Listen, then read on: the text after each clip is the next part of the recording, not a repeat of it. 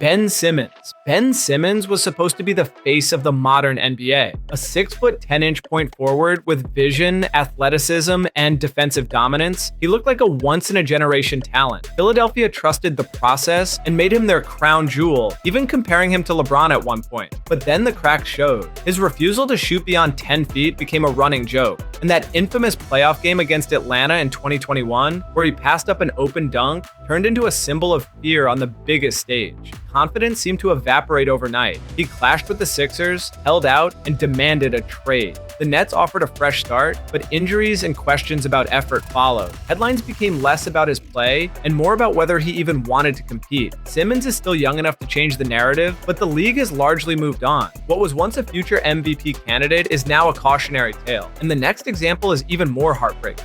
Derrick Rose. Derrick Rose changed basketball the moment he stepped onto an NBA floor. Explosive, fearless, and smooth, he attacked defenses with a ferocity the league hadn't seen from a point guard in decades. At just 22 years old, he became the youngest MVP in history, carrying the Chicago Bulls to the top of the Eastern Conference. He was supposed to be the one to challenge LeBron's dominance, but then came the devastating injuries. Torn ACL, multiple knee surgeries, endless rehab. Every comeback was met with hope, but each time his body broke down again. Fans were left wondering what could have been if Rose had stayed healthy. Instead of becoming the face of the league for a decade, he became a what if. To his credit, Rose fought back and reinvented himself as a role player, even delivering emotional scoring bursts late in his career. But his MVP rise was cut short, leaving a legacy built as much on potential as on results. And he wasn't the only one who suffered the same fate. Penny Hardaway. Penny Hardaway looked like the future of basketball in the 1990s. With size, flair, and vision, he was hailed as the next Magic Johnson. His partnership with Shaquille O'Neal in Orlando had the league buzzing, especially after they reached the finals in 1995. Penny had the charisma too. His Lil Penny commercials made him a household name far beyond the court, but injuries started creeping in and they never really left. His knees gave him constant problems, robbing him of explosiveness just as he entered his prime.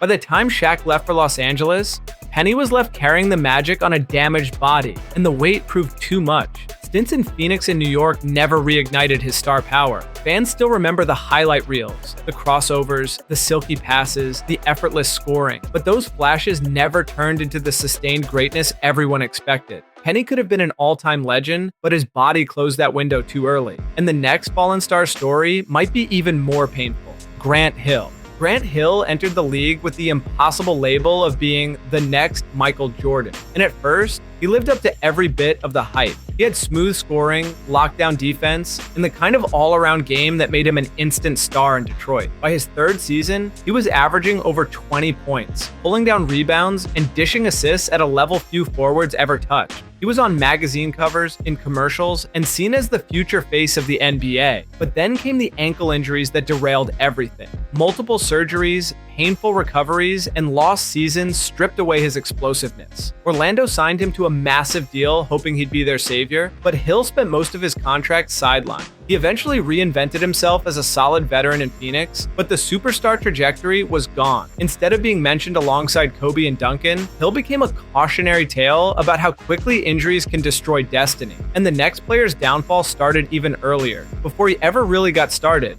Greg Oden was drafted first overall in 2007 ahead of Kevin Durant, and that single decision changed NBA history. Oden was supposed to be the next dominant big man, 7 feet tall, strong, and agile enough to anchor a franchise for a decade. Scouts compared him to Bill Russell and David Robinson, but his body never cooperated. Even before his first real NBA season, knee issues kept him off the floor. Every time it looked like he was about to make a comeback, another injury sent him back to the sidelines. He played just 105 career games across 7 seasons. Meanwhile, Durant became one of the greatest scorers in league history, making Portland's pick look even worse in hindsight. Oden tried to return with Miami years later, but it was clear his knees were gone. Today, fans don't talk about what he did, they talk about what he could have been. Oden went from franchise savior to one of the most tragic what-ifs the league has ever seen. And the next case hurts just as much, but for different reasons. Brandon Roy. Brandon Roy was the kind of guard every team dreams about. Drafted by Portland in 2006, he immediately became their leader, combining clutch scoring with poise beyond his years. He won Rookie of the Year, made 3 All-Star appearances, and earned all NBA honors, all within his first first few seasons. Roy wasn't just good, he was a superstar in the making. Someone who could carry a franchise, but his knees betrayed him. A degenerative condition meant his cartilage was disappearing, and by his mid-20s, he was already struggling to walk without pain. He fought through it, delivering unforgettable moments like his 18-point fourth quarter against Dallas in the 2011 playoffs. But it was clear his body couldn't keep up with his talent. After multiple surgeries, he was forced into early retirement. Portland fans were left devastated, wondering what their team might have been with Roy and a healthy Greg Oden. The promise was enormous, but fate had other plans. And what happened next with another young big man left fans equally stunned. Andrew Bynum. Andrew Bynum was drafted at just 17 years old, the youngest player in NBA history at the time. The Lakers believed they had found their next franchise center, and for a while, it looked like they were right. He won 2 championships alongside Kobe Bryant and Pau Gasol, and at his peak, he averaged a double-double with ease. His footwork, size, and strength made him a nightmare for opposing big men. But Bynum didn't seem to love basketball the way others did. Stories surfaced about him missing practices, clashing with coaches, and showing up late to team meetings. When injuries piled up, instead of grinding through rehab, he was spotted bowling or experimenting with wild hairstyles that became memes. His career spiraled so quickly that by 25, he was basically out of the league. A center with Hall of Fame potential faded out in bizarre fashion, and his name today is remembered more for missed chances than championships. And the next player's downfall was even louder, filled with passion, controversy, and disappointment. DeMarcus Cousins. For a stretch in the 2000s, DeMarcus Cousins was arguably the best center in the NBA. In Sacramento,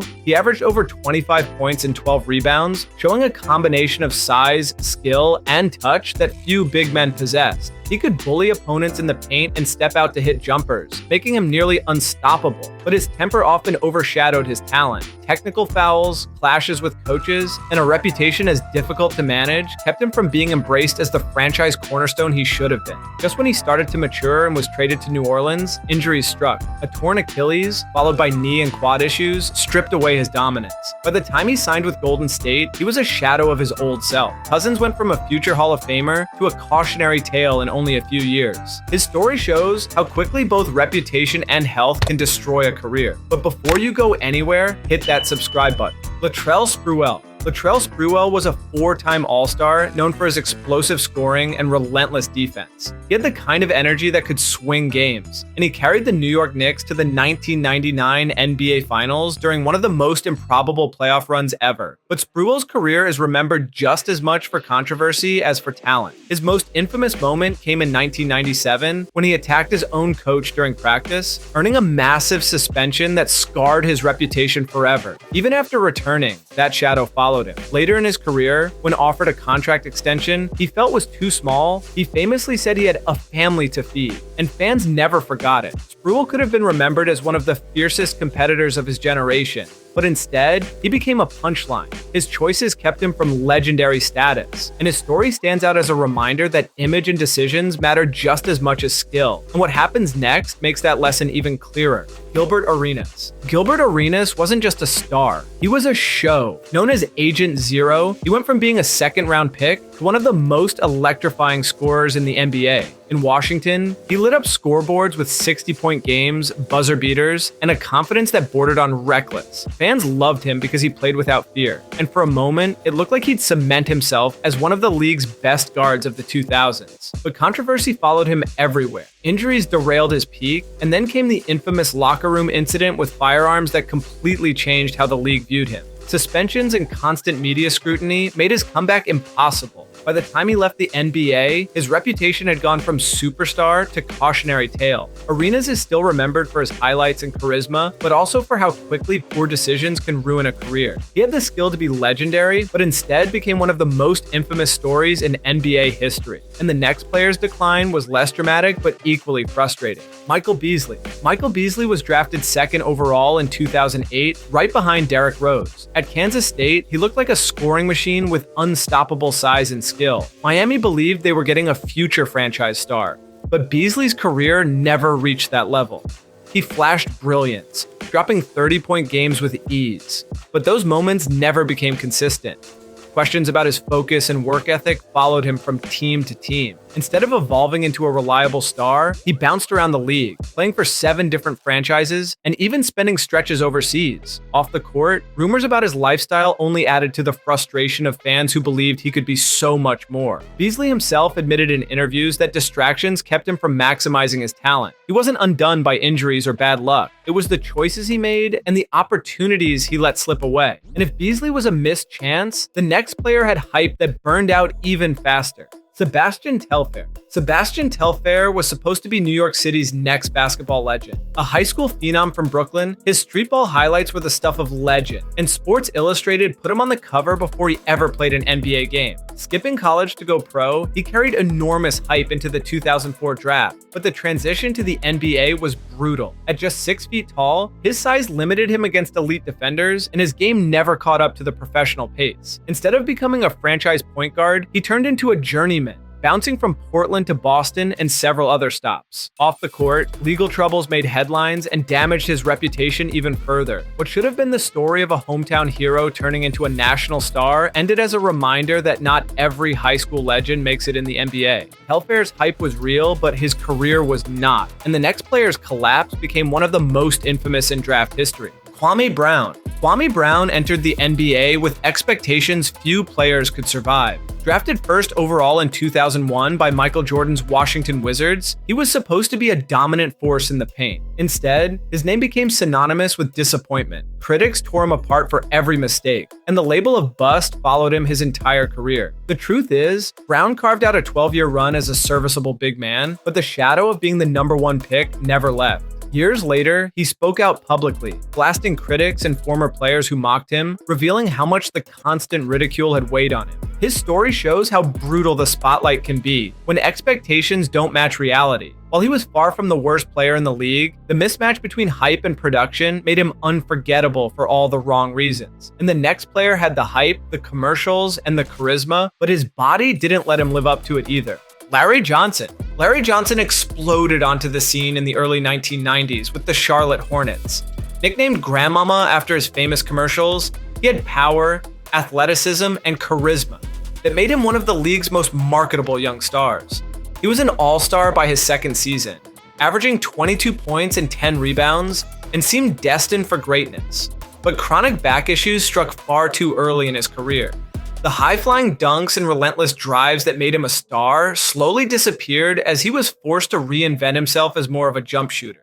He still had solid years with the Knicks, even hitting a legendary 4-point play in the 1999 Eastern Conference Finals, but the superstar shine had faded. Johnson's career is remembered as one of what might have been, a player with all the tools who was derailed by injuries. He went from being the face of a franchise to a role player fighting through pain. And the final story in this lineup shows how lifestyle choices can burn out even the brightest flames. Shawn Kemp. Shawn Kemp was pure electricity on the court. As the face of the Seattle Supersonics in the 1990s, he threw down some of the most violent dunks the game had ever seen, earning the nickname Rain Man. Alongside Gary Payton, he carried Seattle to the 1996 NBA Finals and looked like a superstar destined for long-term greatness. But Kemp's off-court life became his downfall. Weight issues, rumored substance problems, and endless stories about his lifestyle eroded his dominance. By the time he left Seattle, his explosiveness was fading, and he never reached the same heights again. Instead of being remembered as one of the greatest forwards of his era, his name often comes up in conversations about wasted potential. Kemp had all the athletic gifts in the world, but his choices and conditioning kept him from legendary status. His highlight reels still get replayed today, but they're paired with the reminder of how quickly it all fell apart. If you liked this video, consider watching this next one, which YouTube thinks you're going to really love.